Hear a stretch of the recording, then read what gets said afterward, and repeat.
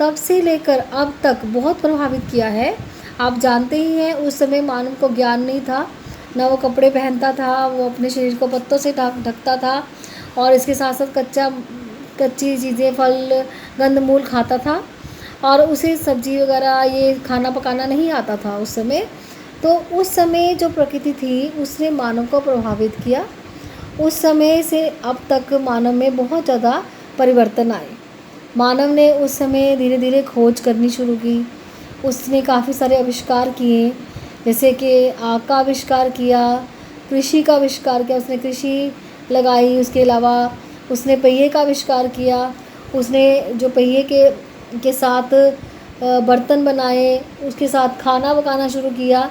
जैसे जैसे उसने खाना पकाया, उसे खाया, उसके अंदर बहुत सारे ज्ञान की क्षमता आई, उसके अंदर ज्ञान आया। जैसा वो खाने लगा पकाकर, उसका दिमाग भी अच्छा चलने लगा। तो पहले वो आदि मानव था, धीरे धीरे वो उसका विकास हुआ।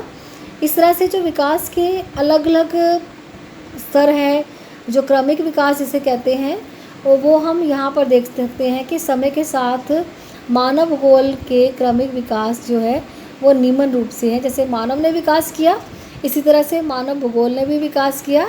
और सबसे पहला जो है आरंभिक उपनिवेश युग।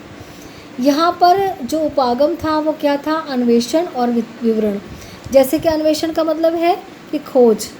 उस समय नई नई खोजें हुई, नए नए क्षेत्रों की खोज की जाने लगी।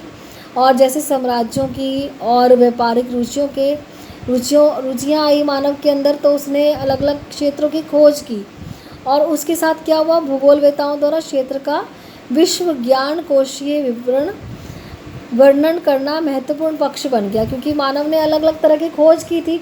इसलिए जो भूगोलवेता थे वो विश्व में अलग अलग जो जगहें थी, उनका जो खोज हुई थी, उनका एक मानचित्र तैयार करने लगे, उनका विवरण बनाने लगे।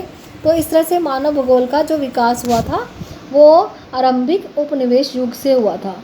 उसके बाद क्या है? उत्तर उपनिवेश युग में इसमें उपागम क्या माना गया है? प्रादेशिक विश्लेषण। मतलब कि अलग अलग प्रदेशों के बारे में अलग अलग तरह के पक्षों का विस्तृत वर्णन किया जाने लगा। सभी प्रदेश जो पृथ्वी के भाग थे, इन भागों की पूरी समझ आने लगी कि ये सारे भाग पृथ्वी के हैं। तो इसकी जो विवरण किया जाने लगा, इसका विश्लेषण किया जाने लगा। क्योंकि पृथ्वी के भाग थे तो भूगोलवेता क्या करने लगे? इनके बारे में पूरी जानकारी देने लगे, इनको समझने लगे। और नेक्स्ट जो था वो था अंतर युद्ध अवधि के बीच 1930 का दशक जो था, इसमें क्या हुआ? क्षेत्रीय विभेदन, यानी पृथ्वी के ऊपर जो अलग अलग तरह के विभेदन किए जाने लगे, पृथ्वी का जो प्रदेशों में बांटा जाने लगा पृथ्वी को।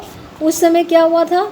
जो पृथ्वी है उसे प्रदेशों में बांटा गया, और ये प्रदेश आपस में क्यों भिन्न है इसके बारे में समझा जाने लगा, और इसका विलक्षण की पहचान करने पर बल दिया जाने लगा, क्योंकि एक प्रदेश दूसरे प्रदेश से भिन्न है। मैंने आपको बताया था कि पृथ्वी को हमने प्रदेशों में बांटा हुआ है, जैसे शीतोष्ण प्रदेश, उष्ण कटिबंधीय प्रदेश, अलग अलग प्रदेशों में बांटा है। अब उष्ण कटिबंधीय प्रदेश जो है वहाँ बहुत गर्मी होती है, और शीतोष्ण प्रदेशों में गर्मी सर्दी दोनों होते हैं। और जो शीत प्रदेश होते हैं, शीत कटिबंधीय प्रदेश, वहाँ पर बहुत पूरी ठंड होती है, वहाँ पर बहुत ज़्यादा, जैसे उष्ण कटिबंधीय में गर्मी और शीत कटिबंधीय में बहुत ठंड होती है। ये प्रदेश आपस में भिन्न क्यों है, किस प्रकार भिन्न है, इसके बारे में समझने लगे। पहले उसका प्रादेशिक विश्लेषण किया जाने लगा, फिर क्षेत्रीय विभेदन किया जाने लगा, उसकी विलक्षणता की पहचान पर बल दिया जाने लगा कि क्यों ये भिन्न है। धीरे धीरे क्या हुआ? 1950 से लेकर 1960 में क्या हुआ? जब कंप्यूटर की खोज की गई और सांख्यिकी आंकड़े जो है उसके प्रयोग से मानचित्र तैयार किए जाने लगे, और मानवीय घटनाओं के विश्लेषण के भौतिकी नियम बनाने जाने लगे। उस समय जो मात्रात्मक पर ज़्यादा बल दिया जाने लगा, क्योंकि हर चीज़ कंप्यूटर से होने लग गई थी, और जितने डाटा कलेक्ट होते थे उसके अनुसार अलग अलग तरह के ग्राफ, मानचित्र, इनके बारे में जानकारी आ गई। तो एक तरह के स्थानिक संगठन बनाए जाने लगे, और इसमें इसका उपागम ये था कि जो अलग अलग तरह के हमारे पास डाटास कलेक्ट हुए हैं उनको हम कैसे सांख्यिकी आंकड़ों को अलग अलग विधियों के द्वारा हम दर्शा सकते हैं, और अलग अलग नियमों का उपयोग किया जाने लगा, और कंप्यूटर और सांख्यिकी विधियों का उपयोग किया गया। किस लिए किया गया? मानचित्र और मानवीय परिघटनाओं के विश्लेषण के लिए।